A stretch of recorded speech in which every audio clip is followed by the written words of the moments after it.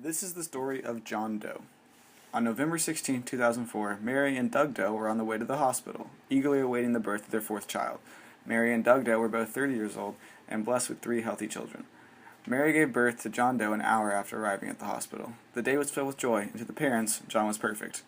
However, the Does soon realized that some aspects of John were much different than their previous children. His movements were considerably limited, and he had long, narrow hands and feet.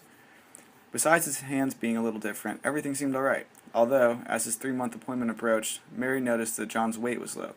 Mary expressed her concerns to the doctor, who confirmed his low weight and also observed the wide distance between his eyes, called hypertelorism. The doctor told Mary he would do some research and get back to her as soon as possible.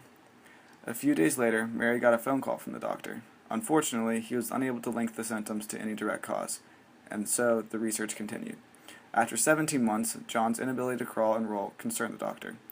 The doctors formed a research team to determine what was causing this abnormal muscle growth. In the meantime, they had John attend physical therapy. The research team identified that John had a decrease in the TGFB3 signaling, which was causing a loss in the TGFB3 activity, leading to John's symptoms. The researchers attributed this genetic disease to 2 possible causes: hereditary and mutation. John's symptoms were similar to autosomal dominant conditions such as Marfan syndrome and Loeys Dietz syndrome. However, because neither John's parents nor John's siblings had the symptoms, the doctors began exploring other causes. One of the doctors just had a patient who had arrhythmogenic right ventricular dysplasia type 1, which also stems from problems with the TGFB3 gene. Arrhythmogenic right ventricular dysplasia type 1 is autosomal dominant. However, it is only passed down in 50% of the cases. This means that arrhythmogenic right ventricular dysplasia type 1 could also be caused by mutations. In another similar case, scientific studies show that mutations in the TGF-beta3 gene in combination with the MSX1 gene contribute to clefting of the lip or mouth.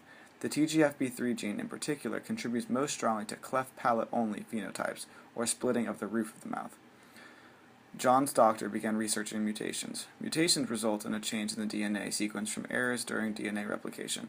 He remembered from medical school a few different types of mutations, including frameshift, missense, and nonsense. A frameshift mutation results in an altered reading frame which could stop a DNA sequence early, resulting in different codons and therefore different primary structures of proteins. A missense mutation results in a change in the codon which can code for a different amino acid.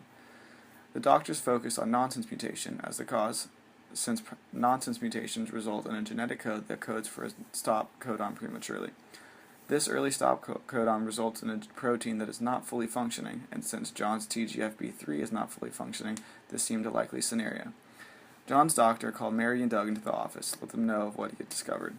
He explained that John had a hypomorphic allele, which means his TGFB3 has a mutation that causes partial loss of gene function.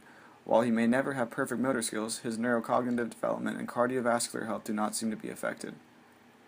Mary and Doug Doe will continue John's physical and occupational therapy.